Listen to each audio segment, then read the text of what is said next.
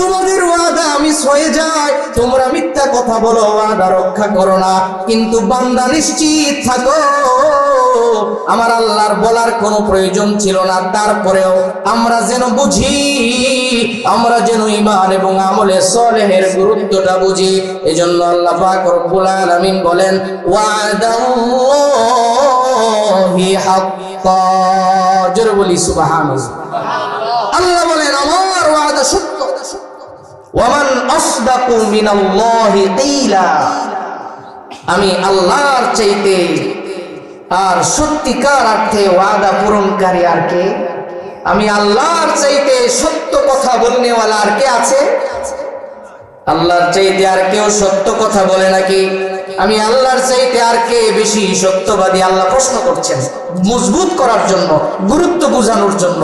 এরপরেও আজকে যদি আমরা ঈমানের গুরুত্ব না বুঝি, আমলে সালেহের গুরুত্ব না বুঝি, দুইটা জিনিস হলো আমার জীবনের মেইন জিনিস।